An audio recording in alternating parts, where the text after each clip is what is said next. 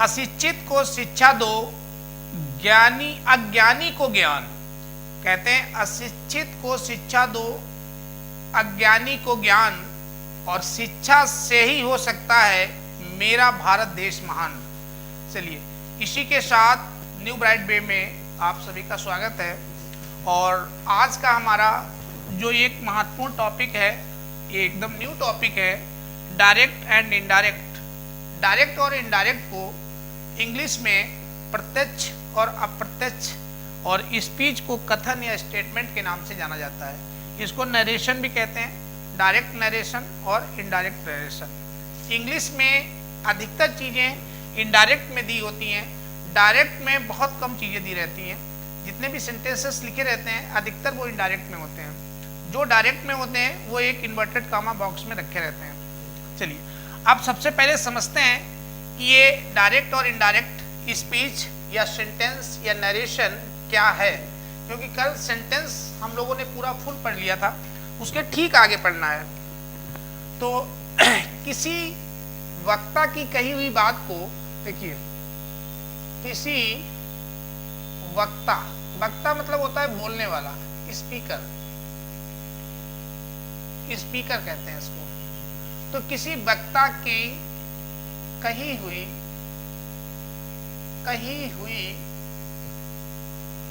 बात को हम दो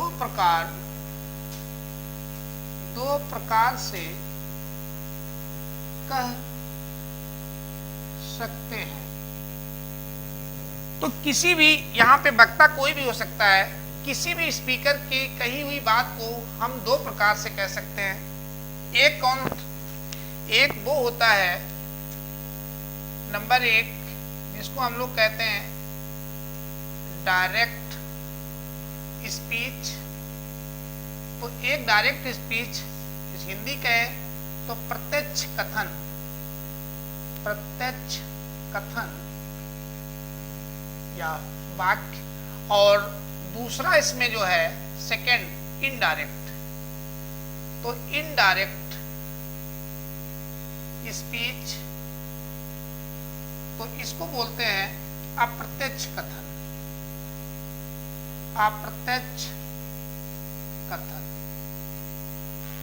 अब किसी भी वक्ता या स्पीकर के द्वारा कही हुई बात को हम दो प्रकार से कह सकते हैं, एक तो डायरेक्ट और दूसरे इनडायरेक्ट। अब बात आती है डायरेक्ट स्पीच क्या है। तो यहीं पे देख लीजिए, वक्ता के शब्दों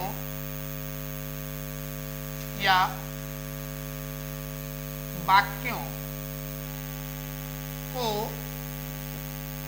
ज्यों का त्यों, ये इसका महत्वपूर्ण है, ज्यों का त्यों, ज्यों का त्यों इंग्लिश में इसको कहते हैं as it is, as it is, ज्यों का त्यों। वक्ता के शब्दों या वाक्यों को ज्यों का त्यों कहना डायरेक्ट या प्रत्यक्ष कथन कहलाता है। कहना ही डायरेक्ट स्पीच कहलाता है। तो डायरेक्ट स्पीच कहलाता है।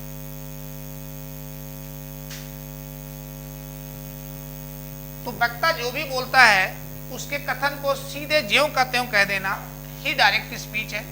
इसे, ये इसकी पहचान है, या उसको नोट में करके लिख लीजिए। तो ये इसकी एक पहचान भी है। पहचानना बहुत आसान पड़ेगा डायरेक्ट कथन को। इसे हमेशा ऑलवेज इन्वर्टेड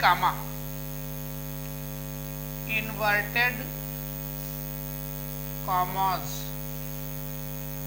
के, इन्वर्टेड कामा एक इस टाइप से बना रहता है, ऐसे यहाँ पे ऐसे इसके बीच में रखा जाता है, इसे इन्वर्टेड कामा के अंदर रखा जाता है, रखा जाता है। तो ये इसकी पहचान भी है। वक्ता के शब्दों को ज्यों का त्यों एज इट इज कहना ही डायरेक्ट स्पीच है। और इसकी पहचान कैसे करेंगे? इसे हमेशा ऑलवेज इन्वर्टेड कामा के अंदर रखा जाता है, इस टाइप से। अब एग्जाम्पल को भी देंगे। अब आते हैं अप्रत्यक्ष कथन, ये क्या है? तो इसको भी समझते हैं यहां से, इसे समझिए। तो इनडायरेक्ट स्पीच, जब यहां से देखिए, जब वक्ता, वक्ता का मतलब स्पीकर, जब वक्ता के शब्दों या वाक्यों में फेरबदल या हेरा फेरी, उसमें लिख सकते हैं। चलिए, फेरबदल करके वही सारांश, सारांश का मतलब होता है सेंस, कह लीजिए तरीके से, सेंस नहीं चेंज होना चाहिए। वही सारांश में बात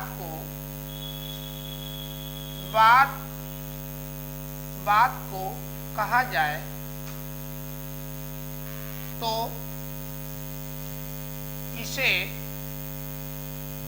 इनडायरेक्ट या अप्रत्यक्ष, तो इसे इनडायरेक्ट स्पीच कहते हैं। तो जब वक्ता के शब्दों या वाक्यों में फेरबदल, हल्का सा फेरबदल करके वही सारांश या वही सेंस से बात को कहा जाए तो इसे इनडायरेक्ट स्पीच कहते हैं। और ये बताने वाला अपने हिसाब से कहता है, ये ध्यान रखिएगा। अब इसमें पहचान इसकी क्या है? तो यह हमेशा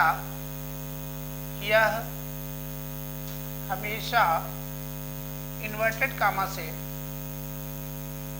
इन्वर्टेड कॉमास से बाहर लिखा जाता है, बाहर लिखा जाता है। तो इसको इन्वर्टेड कामा में नहीं रखते हैं, उसको इससे बाहर निकाल देते हैं। तो यहाँ पे डायरेक्ट स्पीच क्या है? तो जो वक्ता सीधे बोलेगा, उसके शब्द ज्यों के त्यों यदि उठाए जाएंगे, उसके कथन को ज्यों का त्यों लिया जाएगा तो डायरेक्ट, और थोड़ा सा फेर बदल करके बताने वाला अपने हिसाब से जब कहेगा तो वो इनडायरेक्ट हो जाता है। तो ये दोनों की पहचान भी है। ये हमेशा आपको हमेशा इन्वर्टेड कामा में दिखेगा जो डायरेक्ट स्पीच है। ये डायरेक्ट स्पीच जो है ये हमेशा इन्वर्टेड कामा में दिखेगी, जबकि जो इनडायरेक्ट स्पीच है ये आपको हमेशा इन्वर्टेड कामा से बाहर दिखेगी, इसमें इन्वर्टेड कामा नहीं रहता है। अब एक एग्जाम्पल के माध्यम से अपनी बात को, जो लिखी हुई बात को स्पष्ट किया करते हैं यहाँ पे। तो यहाँ पे एग्जाम्पल हम लेते हैं बहुत इजी, तो उदाहरण लिख लीजिए या एग्जाम्पल्स। चलिए एग्जाम्पल्स, इसमें यहाँ पे हम दो एग्जाम्पल्स के माध्यम से इसको कंफर्म करते हैं। देखिए, जैसे कहा जाए राम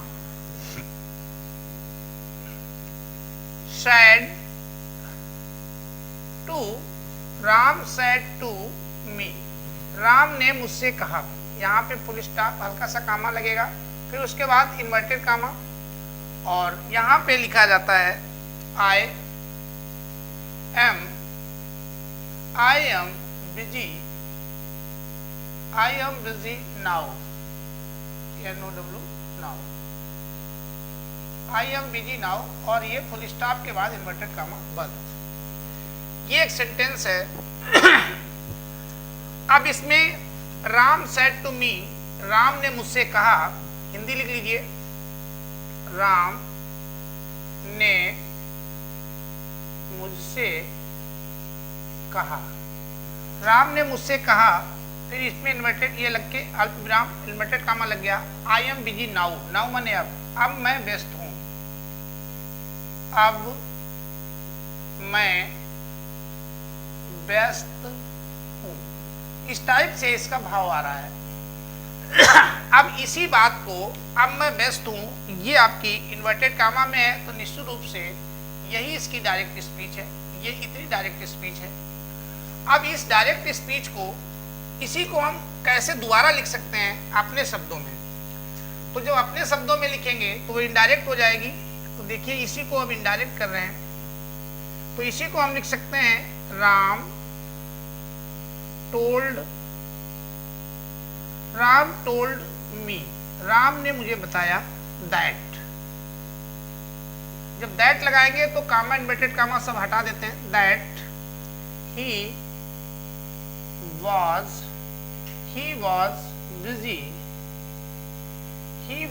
busy then,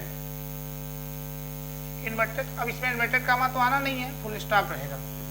अब देखिए इसकी हिंदी देखिए, तो यहां पे आएगा राम टोल्ड मी, राम ने मुझे बताया, राम ने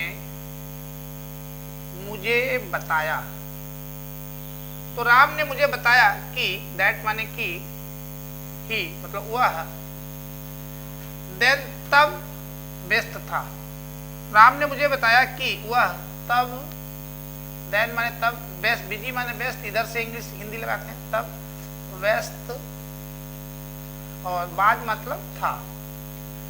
तो ये इस टाइप से बनता है कि राम ने मुझे बताया कि वह तब व्यस्त था, और जबकि डायरेक्ट क्या है, अब मैं व्यस्त हूं।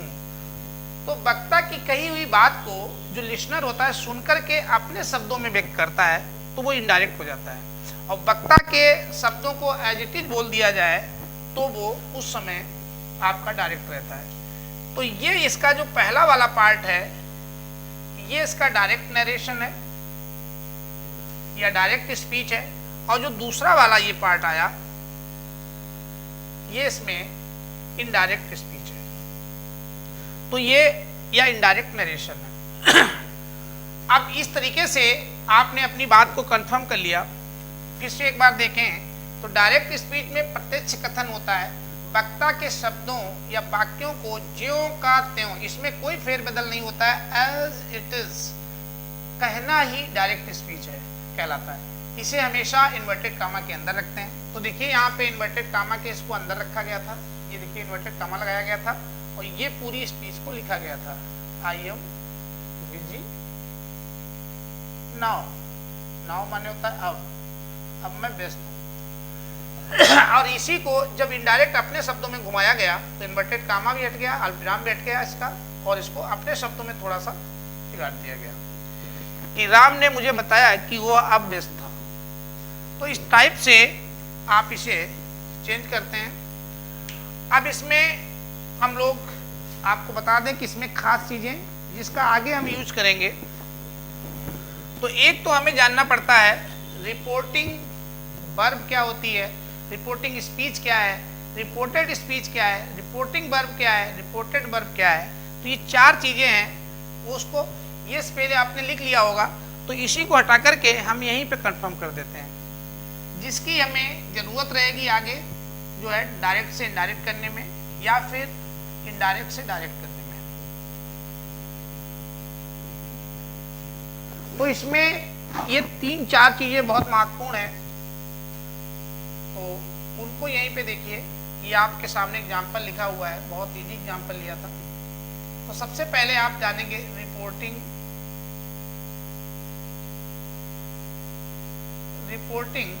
स्पीच, ये क्या होती है। तो रिपोर्टिंग स्पीच को पहले जानना है। तो इन्वर्टेड कामा के पहले, ये देखिए इन्वर्टेड कामा, इसके पहले जो लिखा रहता है वही रिपोर्टिंग स्पीच होती है। तो यहां पे लिखेंगे इन्वर्टेड कामा के बाहर एक तो बाहर होना चाहिए और दूसरा पहले होना चाहिए। कहीं कहीं बाद में भी लिखते हैं, लेकिन कंडीशन यही है, इन्वर्टेड कामा के बाहर और पहले, और पहले जो स्पीच लिखी रहती है उसे ही रिपोर्टिंग स्पीच कहते हैं। तो इन्वर्टेड कामाज के बाहर और पहले, तो इन्वर्टेड कामा, ये देखिए इन्वर्टेड कामा के अंदर है वो तो नहीं है, इन्वर्टेड कामा के जो बाहर है और इसके पहले जो है, राम सेड टू मी। यहाँ पे देखें, जैसे सामने दे भी रखा है तो उसको नोट कर लीजिए, जैसे राम सेड टू मी, ये है, तो आपकी ये है राम सेड टू मी, ये इन्वर्टेड कामा से पहले लिखी हुई है ये वाला पार्ट, तो यही आपकी कहलाती है रिपोर्टिंग स्पीच। अब रिपोर्टिंग स्पीच जब जान ली तो रिपोर्टिंग वर्ब जान लीजिए क्या होता है। तो पहला पार्ट हमने सीखा ए वाला रिपोर्टिंग स्पीच, अब हम इसी में सीखेंगे बी पार्ट जो है रिपोर्टिंग वर्ब। तो रिपोर्टिंग वर्ब क्या है? इसका नाम ही है रिपोर्टिंग, तो रिपोर्ट करता है जो सबसे पहले, कोई रिपोर्टिंग होता है। अब रिपोर्टिंग वर्ब सीधी सी बात है, जो रिपोर्टिंग स्पीच है उसी के वर्ब को रिपोर्टिंग वर्ब कहा जाता है। तो यहाँ पे लिख लीजिए रिपोर्टिंग स्पीच,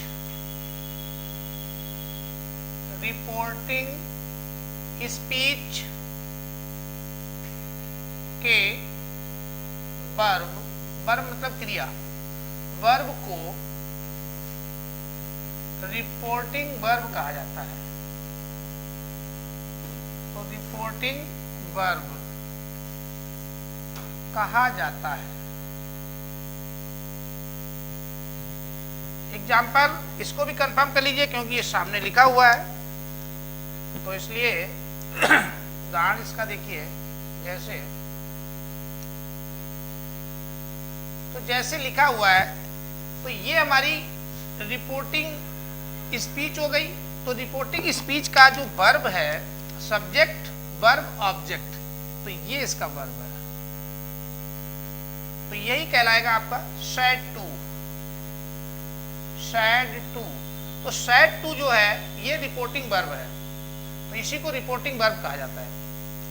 अब एक चीज आपको और जाननी पड़ेगी कि जो डायरेक्ट स्पीच होती है वो क्या है।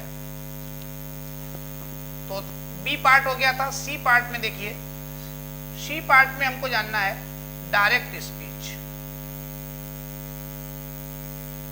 डायरेक्ट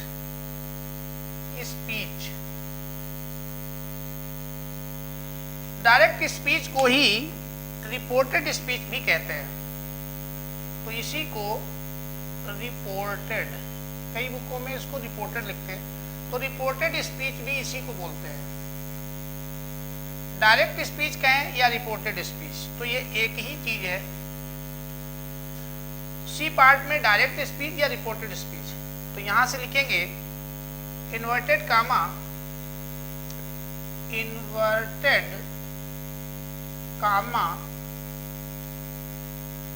के अंदर लिखी गई स्पीच को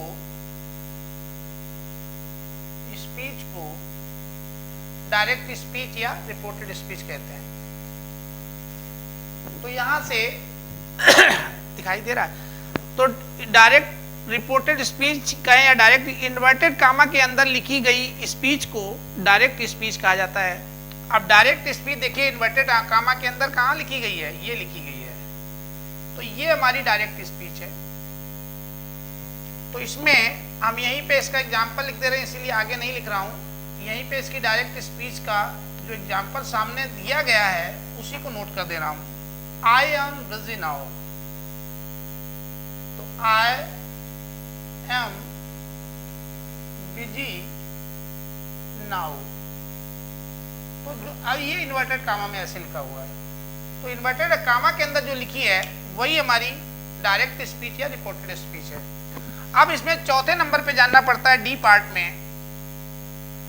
ABCD बस 4 तक आना है। जैसे यहाँ रिपोर्टिंग स्पीच थी तो रिपोर्टिंग स्पीच इन्वर्टेड, अब इसमें रिपोर्टिंग स्पीच यानी इन्वर्टेड कामा के बाहर और पहले जो स्पीच लिखी जाती है जनरली, तो इन्वर्टेड कामा के बाहर हो पहले, जैसे राम सेड टू मी, ये तो यही हमारी रिपोर्टिंग स्पीच है, राम सेड टू मी।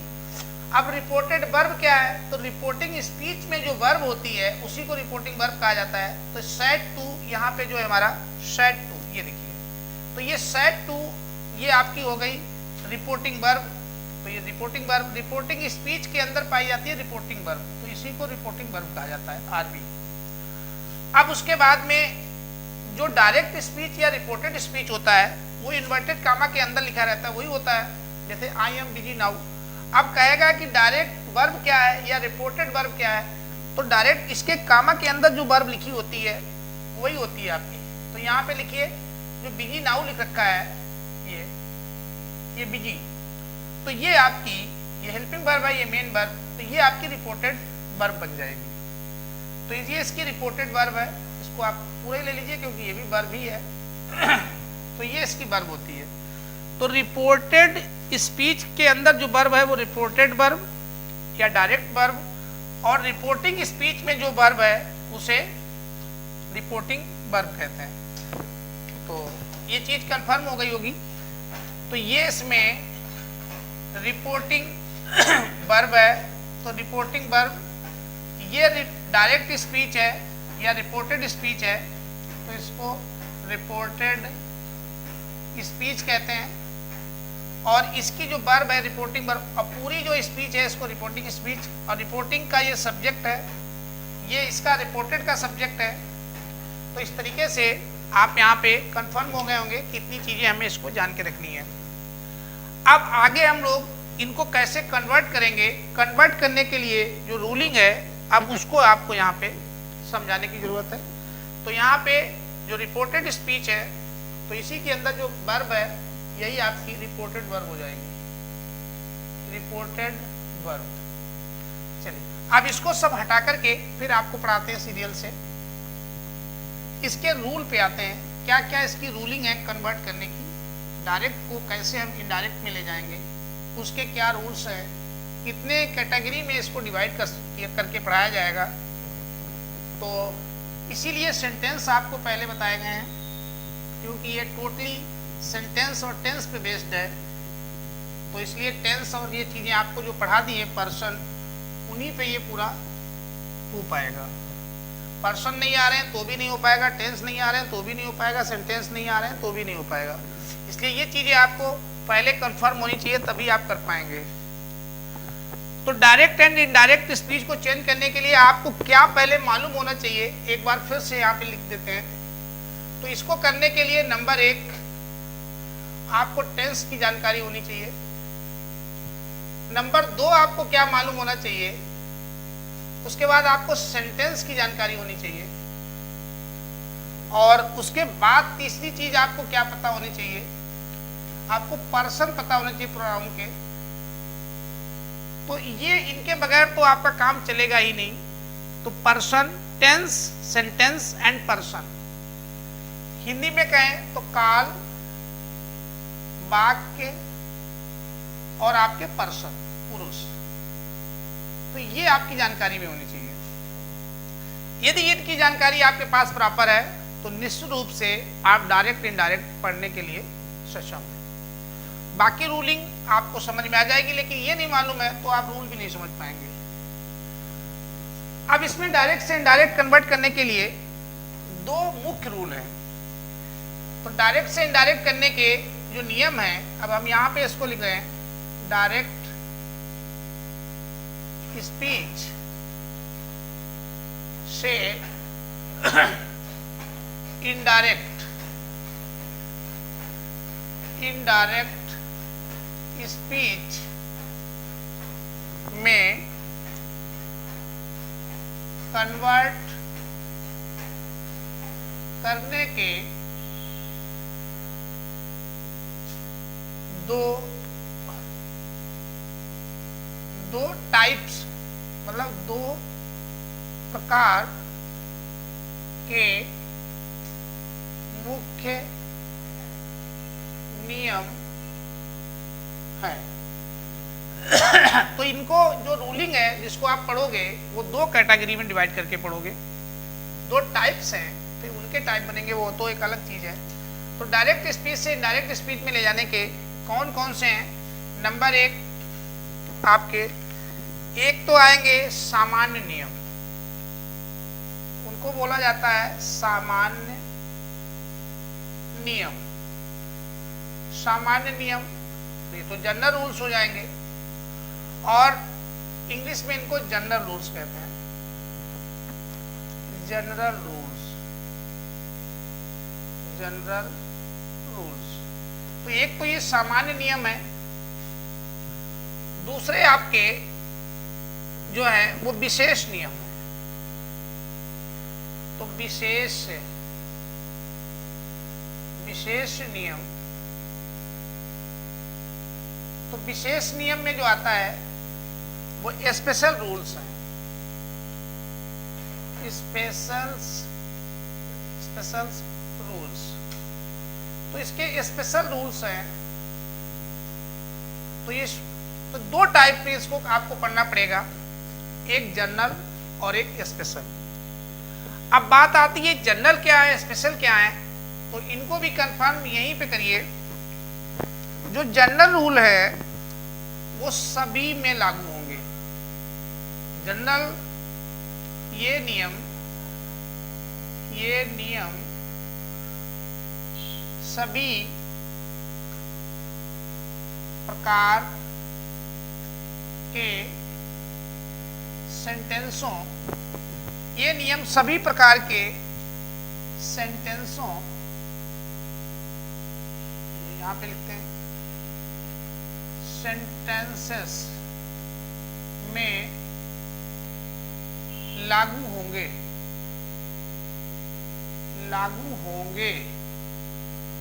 तो जो जनरल रूल होंगे वो हर प्रकार के सेंटेंस में लागू होंगे। 5 टाइप के आपको सेंटेंस पढ़ाए, ये सब में लगेंगे, तो इसीलिए इन्हें जनरल रूल्स के नाम से जाना जाता है। अब विशेष रूल क्या होंगे? तो पहले इनको भी थोड़ा सा समझ लो, उसको ऊपर को करके लिखा है, इसको नीचे के करके लिख देते हैं। देखिए, तो ये नियम या रूल्स प्रत्येक, मतलब each sentence having different rule, ये नियम प्रत्येक सेंटेंस के लिए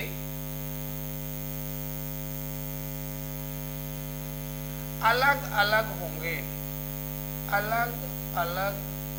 डिफरेंट होंगे। तो बात आपको समझ में आ गई होगी कि इसको हमें 2 टाइप के नियम में कैटेगराइज करना है, एक जनरल रूल्स और दूसरे इसके स्पेशल रूल्स। जो स्पेशल रूल होंगे वो स्पेशल सेंटेंस के लिए बनाए गए हैं। सारे सेंटेंस के अलग अलग रूलिंग है डायरेक्ट से इनडायरेक्ट करने की। तो 5 टाइप के सेंटेंस हैं, तो ये 5 टाइप के अलग से नियम आएंगे। सब हर टेंस के लिए अलग रहेगा, कंजक्शन अलग हो जाएगा, चेंज करने के तरीके अलग हो जाएंगे, रिपोर्टिंग वर्ब को बदलने के रूल्स अलग रहेंगे। तो ये हर सेंटेंस के हिसाब से रहेगा, लेकिन ये सब पे लागू होंगे। ये नियम सभी प्रकार के सेंटेंस पे लागू होंगे, तो ये सब पे लागू होंगे। तो जो जनरल रूल्स हैं इनकी संख्या देखी जाए तो ये 3 है। तो हमारे जो जनरल रूल है वो 3 है, ये बहुत महत्वपूर्ण है। कौन कौन से 3 है ये सीख लीजिए यहीं पे, इसीलिए स्पेस को इतना बचा के रखा हुआ था। तो जनरल रूल में सबसे पहला काम जो है तो वो आपका चलेगा चेंज ऑफ पर्सन। पहला है, पहला जो रहता है वो चेंज ऑफ पर्सन। स्पष्ट तरीके से देखिए, चेंज ऑफ पर्सन। हमने पहले कहा जिसको पर्सन नहीं पढ़ा हुआ है वो इसको नहीं कर पाएगा। दूसरा इसका जो है, दूसरी रूलिंग जो है वो चेंज ऑफ इसके टेंसेस को चेंज करना पड़ेगा। तो change of tense, change of tense, तो वही मैंने बताया कि जिसको टेंस नहीं पढ़े हैं वो इसको नहीं कर पाएगा। तो दूसरे में चेंज ऑफ टेंस, और तीसरा जो इसका है जनरल का वो आपको पढ़ना पड़ेगा, तो वो है change of other parts of speech. तो चेंज ऑफ, तीसरा जो है वो change of other parts of speech. तो ये 3 टाइप के होंगे, change of person, change of tense, change of other parts of speech. General 3 ही है, और ये जनरल होगी, ये सब पे लागू होंगी। तो जनरल ये सब पे लागू होंगे, इसलिए सबसे पहले आपको इन्हीं को पढ़ना पड़ेगा।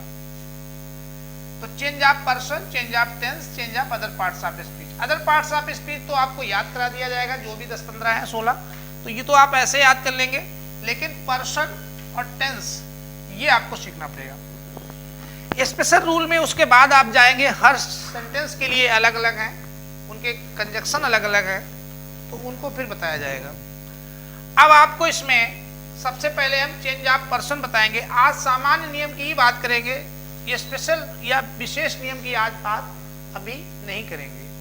तो चलिए सबसे पहले हम लोग चलते हैं सामान्य नियम में, तो इसको यहां से हटा देते हैं और पूरा ही हटा के लिखते हैं इसको। अब ऊपर हेडिंग डालेंगे सामान्य नियम, और विशेष स्पेशल नियम 5 सेंटेंस हैं, तो वो 5 हैं प्रकार के हैं, हर सेंटेंस का अलग अलग है। तो चलिए यहाँ पे 2 ही टाइप के रूल हैं, कोई ज्यादा है नहीं। नंबर 1 सामान्य नियम, जनरल रूल्स, जनरल रूल्स।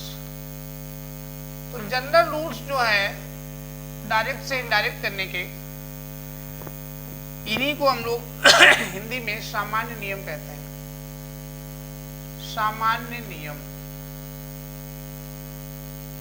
तो ये जनरल रूल्स हैं, और संख्या में ये 3 है। अभी जैसे देखा, तो संख्या में यदि बात की जाए तो ये 3 है। कौन कौन से हैं उनको देखें। तो पहला है change of person, change of person, person को चेंज करना। दूसरा जो है चेंज ऑफ टेंस, टेंस को चेंज करने के नियम, पर्सन को चेंज करने के नियम। और तीसरा है change of other parts of speech. तो अदर पार्ट्स ऑफ स्पीच, तो ये 3 है जिसमें ये बहुत महत्वपूर्ण है, स्टार्टिंग यहीं से है। इसको आपको सबसे पहले बहुत कायदे से लेना होगा, समझना होगा इसको। तो इसी को हम पहले बता रहे हैं, चेंज ऑफ पर्सन। तो यहां पे आते हैं और नंबर 1 सामान्य का पहला लेते हैं, change of person, change of person. सब एक दूसरे से लिंकेज हैं, इसलिए इसको पूरे का पूरा नॉलेज आपके पास जब होगा तभी आप कन्वर्ट कर पाएंगे डायरेक्ट से डायरेक्ट में। तो चेंज ऑफ पर्सन का जो रूल है वो एक फार्मूला भी है इसका, सन फार्मूला के नाम से। इसको बस आप बहुत शॉर्टकट में ऐसे पढ़ लीजिए, सन, SON। तो इसको सन फार्मूला कहते हैं, फार्मूला। तो इसे सन फार्मूला के नाम से जाना जाता है, पर्सन चेंज करने का। इसको पढ़ना कैसे है ये देखिए। तो जो फर्स्ट पर्सन होगा, फर्स्ट पर्सन के लिए हम 1 बना दे रहे हैं। जो फर्स्ट पर्सन होगा, एक सेकेंड पर्सन होगा, उसके लिए 2 बना दे रहे हैं, और एक थर्ड पर्सन होगा, उसके लिए 3 बनाए दे रहे हैं। तो पर्सन आपने देखे थे, 3 टाइप के पर्सन होते हैं, फर्स्ट पर्सन, सेकेंड पर्सन और थर्ड पर्सन।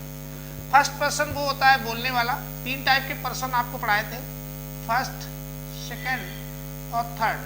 बोलने वाला यानी कि आई और बी फर्स्ट पर्सन में आता है, सुनने वाला सेकंड पर्सन में आता है यू, और जिसके विषय में बात की जाए ही, शी, इट, दे, ये सब थर्ड पर्सन है। तो उन्हीं का ये रूल है। तो फर्स्ट पर्सन यस का मतलब है सब्जेक्ट, तो फर्स्ट पर्सन को सब्जेक्ट के अनुसार चेंज करते हैं, सेकेंड पर्सन को जो है ऑब्जेक्ट के अनुसार, और थर्ड पर्सन को नो चेंज। लेकिन अब सन फार्मूला को आप कैसे अप्लाई करेंगे, ये चीज को हम नीचे मेंशन कर रहा हूं, उस पर आप ध्यान दीजिए। ये हमारा ये first person, second person, third person.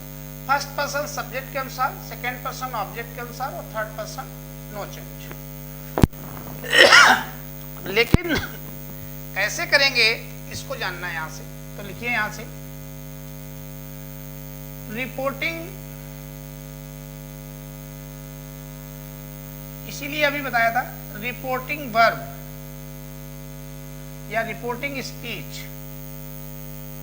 Reporting speech के आपके देखिए चेंज किए जाते हैं रिपोर्टेड स्पीच में, और देख करके चेंज किए जाते हैं रिपोर्टिंग स्पीच में। तो रिपोर्टेड स्पीच के सब्जेक्ट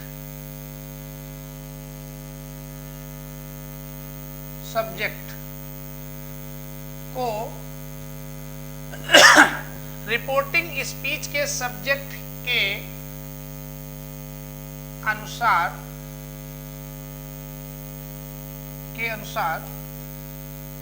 रिपोर्टेड कह दें या डायरेक्ट स्पीच लिख दें, डायरेक्ट स्पीच के,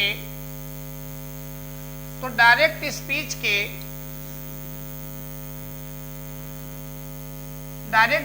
के सब्जेक्ट को डायरेक्ट स्पीच के फर्स्ट पर्सन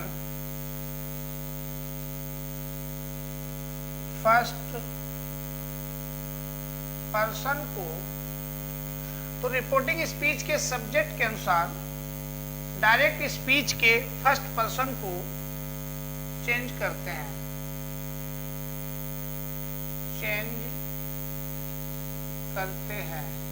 ये ध्यान रखना है।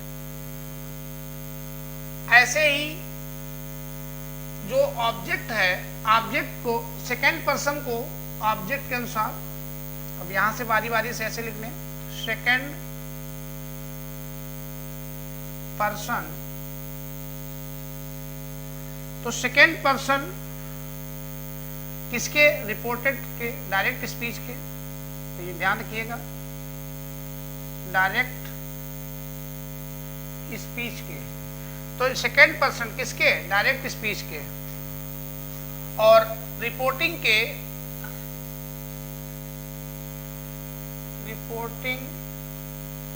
स्पीच के, तो सेकेंड वो का मतलब ऑब्जेक्ट के अनुसार, ऑब्जेक्ट के अनुसार चेंज करते हैं,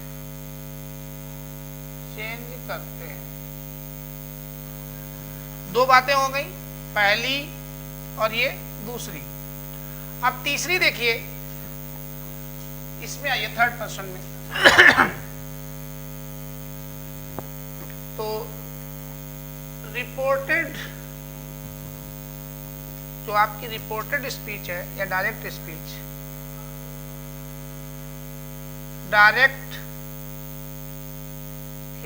जो इन्वर्टेड कामा के अंदर रहती है, डायरेक्ट स्पीच के थर्ड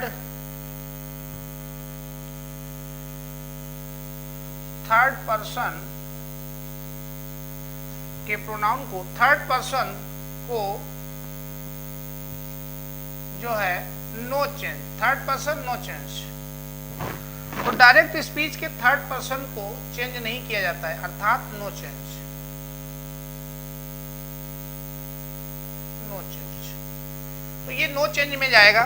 तीन बातें हैं, इसको फर्दर रिपीट करते हैं और यहीं पे सन फार्मूला को पूर्णता समझने की कोशिश करते हैं। सन फार्मूला में तीन चीजें आई हैं। एस का मतलब सब्जेक्ट, ओ का मतलब ऑब्जेक्ट, एन का मतलब आपका नो चेंज। तो फर्स्ट पर्सन सब्जेक्ट के अनुसार, सेकेंड पर्सन ऑब्जेक्ट के अनुसार और थर्ड पर्सन नो चेंज। तो थर्ड पर्सन तो चेंज होने ही नहीं है, पहली चीज। डायरेक्ट स्पीच के थर्ड पर्सन, ये जो थर्ड पर्सन होते हैं कौन से, he she it they any name, तो इनको तो चेंज ही नहीं करना है, को नो चेंज, तो ये तो नो चेंज में रहेंगे। तो थर्ड पर्सन जो हम लोगों ने पढ़े थे, जिसके विषय में बात की जाती है, उसे चेंज नहीं करना है, पहली चीज। अब आ जाइए फर्स्ट पर्सन। फर्स्ट पर्सन दो ही होते हैं, आई और बी, मैं और हम। तो इनको सब्जेक्ट, लेकिन सब्जेक्ट किसका, दो स्पीच होंगी, एक इन्वर्टेड कामा से बाहर होगी उसका सब्जेक्ट, या जो रिपोर्टेड इन्वर्टेड कामा के अंदर होगी उसका। तो ये रिपोर्टेड कामा के जो अंदर होगी उसका सब्जेक्ट जो है, लेकिन रिपोर्टिंग के फर्स्ट पर्सन के अनुसार, सब्जेक्ट के अनुसार चेंज करेंगे। सब्जेक्ट देखेंगे रिपोर्टिंग का और पर्सन चेंज करेंगे फर्स्ट वाला। तो वही लिखा गया है, रिपोर्टिंग स्पीच के सब्जेक्ट के अनुसार। डायरेक्ट स्पीच के, डायरेक्ट स्पीच मतलब जो इन्वर्टेड कामा के अंदर है, के फर्स्ट पर्सन को, फर्स्ट पर्सन दो ही है, आई और बी को चेंज करते हैं। फिर दूसरी बात जो लिखी गई है कि सेकेंड पर्सन किसके, डायरेक्ट स्पीच के, रिपोर्टिंग स्पीच के ऑब्जेक्ट, तो रिपोर्टिंग के जो ऑब्जेक्ट होते हैं उनके अनुसार चेंज करते हैं। और third person he she it they any name को चेंज ही नहीं करना है, ये नो चेंज में रहता है। तो ये कहलाता है सन फार्मूला। तो यहां पे फर्स्ट पर्सन भी हमने समझ लिया, फर्स्ट पर्सन को रिपोर्टिंग के सब्जेक्ट के अनुसार, सेकेंड पर्सन को रिपोर्टिंग के ऑब्जेक्ट के अनुसार, और जबकि थर्ड पर्सन नो चेंज है। चेंज सारे रिपोर्टेड के अंदर होंगे, यानी इन्वर्टेड कामा के अंदर होंगे। यही कहलाता है सन फार्मूला। तो चेंज ऑफ पर्सन हमारा यहाँ पे कंफर्म होता है, लेकिन इसको हम आपको अप्लाई करके दिखाते हैं एक एग्जाम्पल के माध्यम से। तो इस पे एक एग्जाम्पल के माध्यम से इसमें थोड़ा स्पेस बना लेते हैं। फिर अब इसमें जनरल जो रूल्स हैं वो तीन रूल्स हैं चेंज ऑफ पर्सन। तो चेंज ऑफ पर्सन के लिए तो आपको सन फार्मूला बता ही दिया। तो चेंज ऑफ पर्सन, इसके लिए सन फार्मूला अभी मेंशन कर दिया है। तीनों को पढ़ने के बाद फिर इनको हम लोग फार्मूला पे अप्लाई करते हैं। तो इसके लिए तो सन फार्मूला है। तो फर्स्ट पर्सन सब्जेक्ट के अनुसार, सेकेंड पर्सन ऑब्जेक्ट के अनुसार, थर्ड पर्सन में नो चेंज। तो चाहे ऐसे लिख लीजिए या गिनती में लिख लीजिए, 1, 2 और 3। First person, second person, third person. तो ये तो पर्सन को तो हम सन फार्मूला से ही चेंज करेंगे। इसको बोला जाता है सन सूत्र या सन फार्मूला। अब आते तीसरा वाला जो है उसको पढ़ते हैं, जिसको कहते हैं चेंज ऑफ टेंस। तो जनरल का दूसरा नियम है चेंज ऑफ टेंस। टेंस कब बदलेंगे, बदलेंगे कि नहीं बदलेंगे, कब बदलेंगे, कैसे बदलेंगे, किस में ले जाएंगे, ये सारी चीजें यहां पे जाननी है। तो चेंज ऑफ टेंस देखिए, इसमें बहुत आसानी से पहले समझिए। यदि रिपोर्टिंग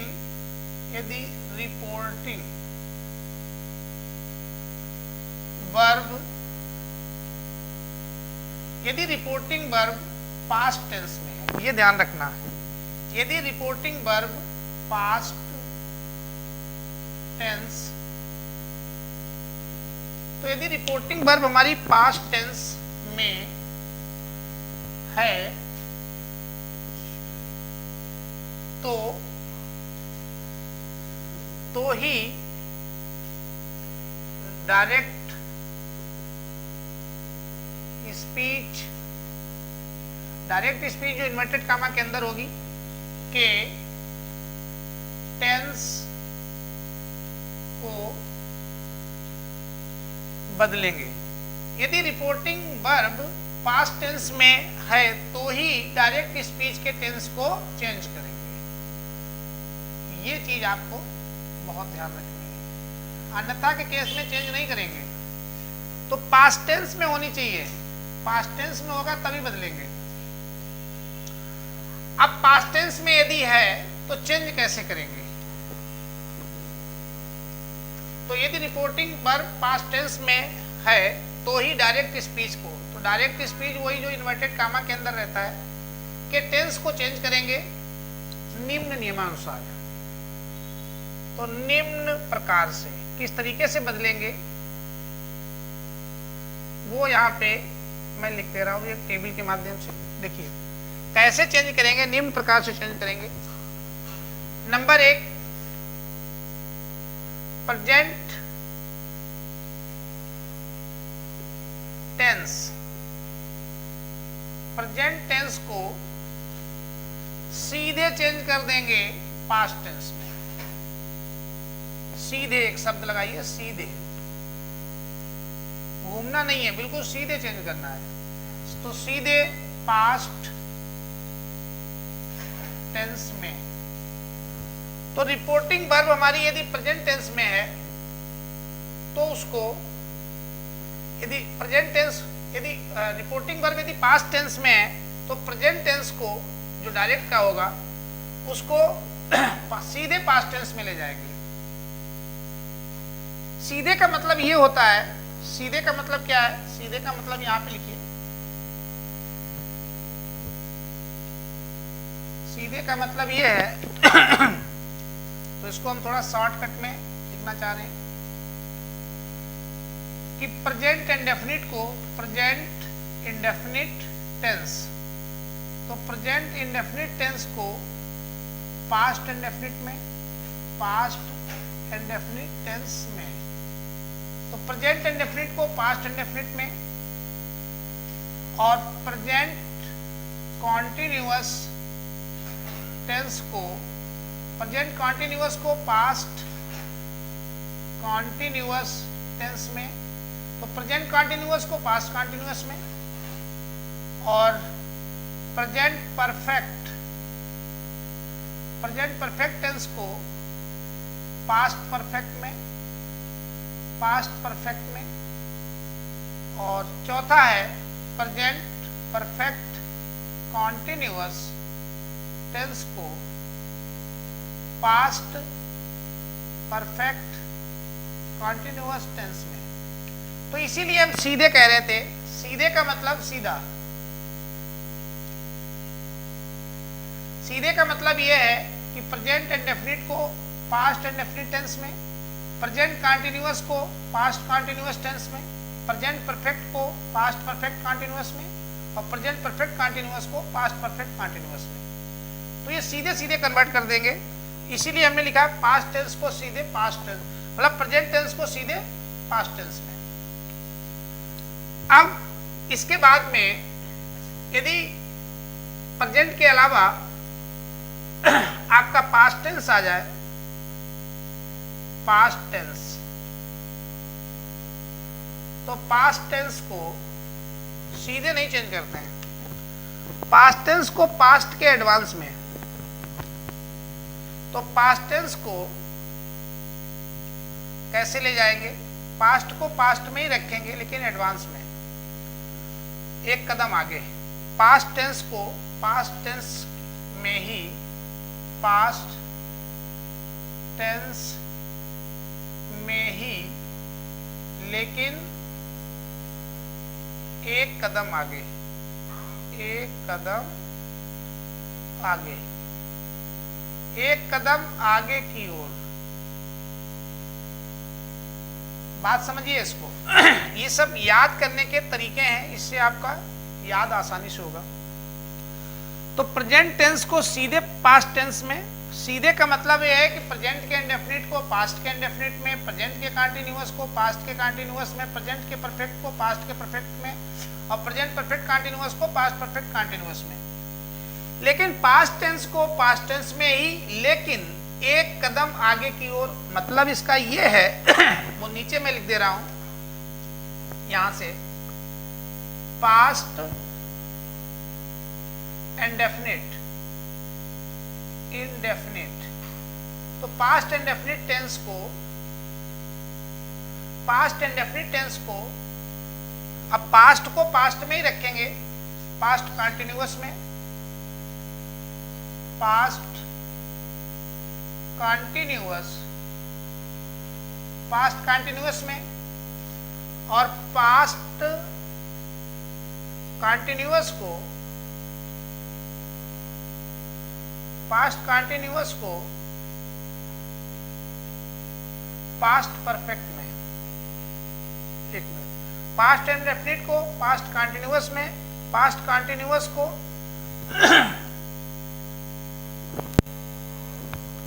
पास्ट परफेक्ट,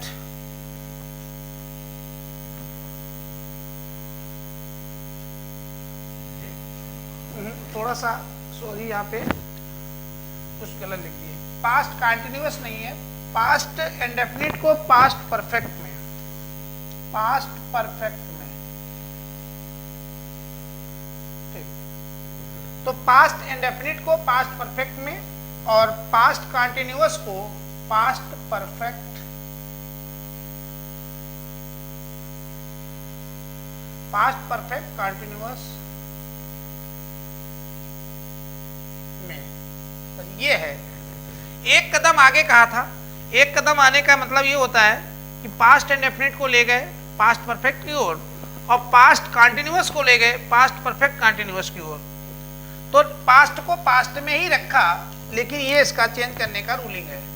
पास्ट को चेंज तो पास्ट में ही करेंगे, लेकिन वो स्टेप बढ़ जाते हैं आगे की ओर, इसीलिए मैंने लिख दिया था एक कदम आगे की ओर।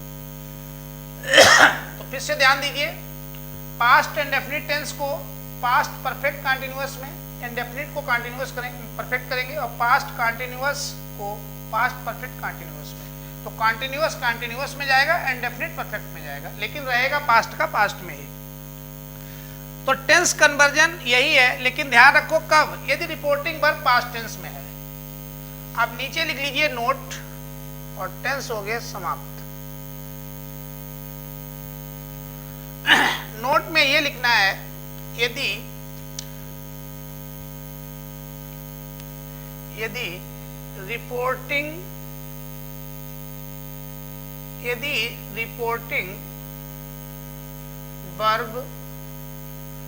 रिपोर्टिंग वर्ब, ये तो पास्ट को बता दिया था, प्रेजेंट या फ्यूचर में है, तब क्या करोगे। यदि रिपोर्टिंग वर्ब प्रेजेंट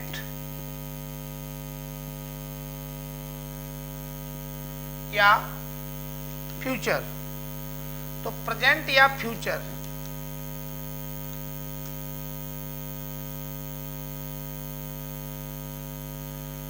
यहां से इसको बंद कर लीजिए,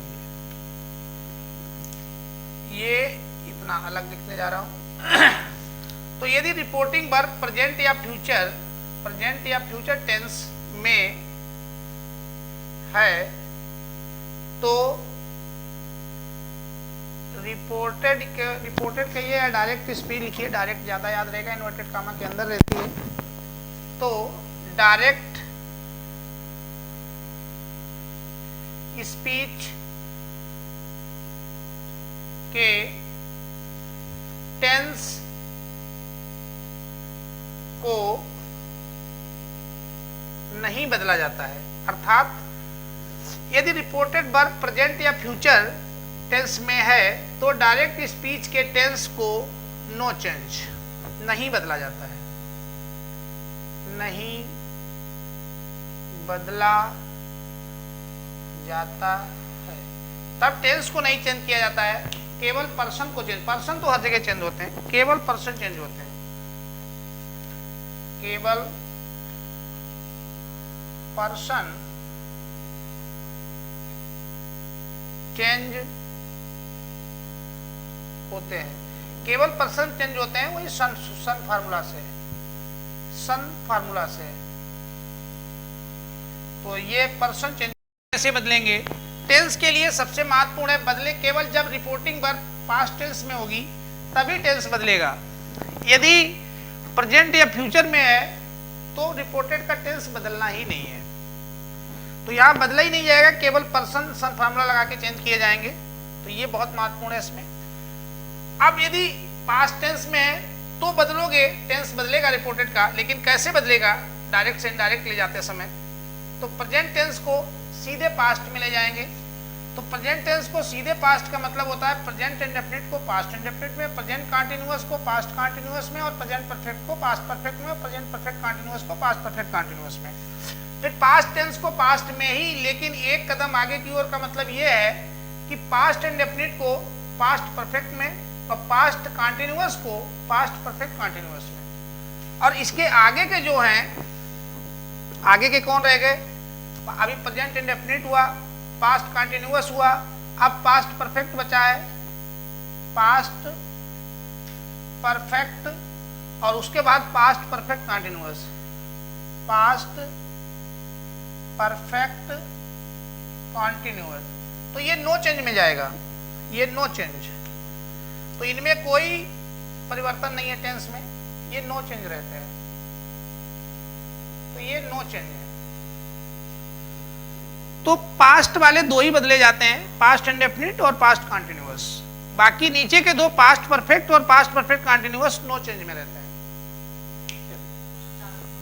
सामान्य नियमों में हम लोगों ने 3 रूल्स बताए थे।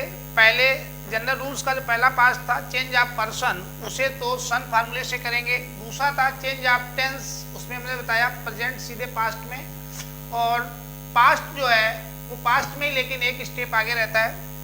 उसके बाद लेकिन ये सब चेंज तभी करेंगे जब वो उसकी रिपोर्टिंग वर्ब जो है पास्ट टेंस में होगी। रिपोर्टिंग वर्ब यदि प्रेजेंट या फ्यूचर में है तो उसमें नो चेंज रहता है। अब उसके बाद थर्ड नियम था change of other parts of speech. तो जब डायरेक्ट से इनडायरेक्ट बनाएंगे, जब डायरेक्ट स्पीच से इनडायरेक्ट में ले जाएंगे, तो उस समय जो अदर पार्ट्स ऑफ स्पीच हैं उनको कैसे चेंज करेंगे? ये देखिए, ये डायरेक्ट का पार्ट है और ये इनडायरेक्ट में हो जाएगा, इनडायरेक्ट। तो डायरेक्ट से इनडायरेक्ट में कैसे कन्वर्जन होगा आपको ये अब ध्यान देना है। तो डायरेक्ट से इनडायरेक्ट में कन्वर्जन, डिस्टेंस शोइंग नियरनेस वाले फारनेस में चले जाते हैं, और इस तरीके से